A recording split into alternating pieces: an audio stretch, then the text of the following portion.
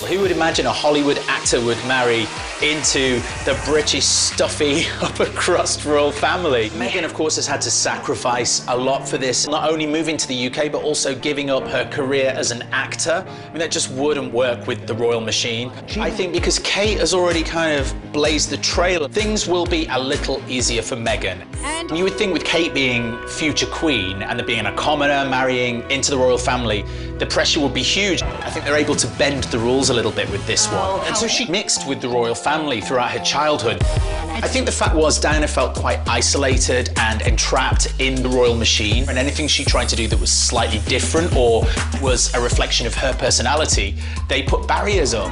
And it was the first time really this had happened, almost having a celebrity, if you will, as part of the royal family. I don't think the royal household knew how to deal with it. And so she was left quite isolated. And she was pregnant within the first few months of her marriage with William. It all moved very, very quickly from marrying to being pregnant to having affairs. It was crazy. He sees a lot of Diana in her, but at the same time, she's still a little bit cheeky, she's still fun. Meghan will adapt brilliantly to the role of becoming a princess. As an actor, she's already conquered the communication side of it. She's used to performing and speaking in front of lots of people, and that is a big part of being a princess. Of course, Meghan is so much more than just a beautiful face. She studied international relations, she worked for the US Embassy in Argentina. She's been an ambassador for various charities, including World Vision, to make sure people in certain parts of the world have access to clean water. If you think back when she was engaged to Charles, you know, she was working in a nursery, you really would never have thought of her as a fashion icon. I mean, her clothes are kind of very ordinary.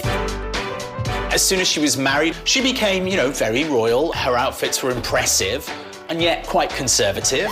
And why did she wear it that night? Well, of course, Charles had been on television that evening admitting to an affair with Camilla Parker Bowles.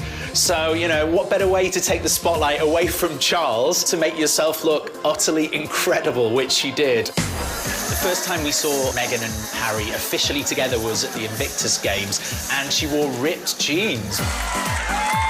It really was, let's pull back the velvet curtain and take a look inside the palace for the very first time. She went to the HIV/AIDS ward in 1987, and instead of wearing a surgical glove or a mask or anything like that, she actually made sure she just used her bare hand to shake hands and embrace and hug people with HIV and AIDS. Case, in the first year of her royal duties, she went to a children's hospital. And, you know, you could instantly see her connecting with kids in the same way Diana used to. People nowadays probably forget, you know, how stuffy the royal family was before Diana. But she really changed it forever. And I think that's what will be why the royal family continues to be popular. It's going to be maybe a little more low-key than William and Kate's marriage.